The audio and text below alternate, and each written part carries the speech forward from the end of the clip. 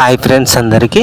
వరి నాటి నుంచి రైతును ఎక్కువగా నష్టపరిచే పురుగు ఏదన్నా ఉందంటే అది మొగి పురుగు లేదా కాండం తొలిచే పురుగు. ఈ యొక్క కాండం తొలిచే పురుగు అనేది మన వరి పంటను నాటి నుంచి ఈనిక సమయం దాకా అటాక్ చేస్తూ ఉంటుంది. ఒక మొగి పురుగు అనేది పిలక దశలో ఎక్కువగా ఆశిస్తూ ఉంటుంది. వచ్చిన పిలకను వచ్చినట్లుగానే తినేస్తుంది. తద్వారా మనకు పిలక శాతం తగ్గే అవకాశం ఉంటుంది. ఈ మొగి పురుగు వల్ల మనకు వరిలో 20% నుంచి 30% దాకా దిగుబడి తగ్గే అవకాశం ఉంటుంది. కాబట్టి మొగి పురుగును సకాలంలో అరికట్టాలి. తద్వారా మనకు వరి దిగుబడి పెరిగే అవకాశం ఉంటుంది. మొగి పురుగు నివారణ కోసం నాటు వేసిన 10 నుంచి 12 రోజుల మధ్యలో ఒక ఎకరానికి 10 కేజీల కార్బోఫ్యూరాన్ 3G గుళికలు వేసుకోవాలి. లేదా కార్టాప్ హైడ్రోక్లోరైడ్ కెల్డాన్ గుళికలు ఒక ఎకరానికి 8 కేజీల చొప్పున వేసుకున్నట్లయితే మనం కాండం తొలిచే పురుగును అనేది ఎక్కువ రోజులు అదుపులో ఉంచుకోవచ్చు. ఈ గుళికలు వేసుకొని ఎడల మనకు డానిటాల్ అని దొరుకుతుంది మార్కెట్ లో. ఈ డానిటాల్ ని ఒక ఎకరానికి 300 నుంచి 400 ml చొప్పున పిచికారి వేసుకున్నట్లయితే ఈ యొక్క మొగి పురుగును సకాలంలో నివారించుకోవచ్చు.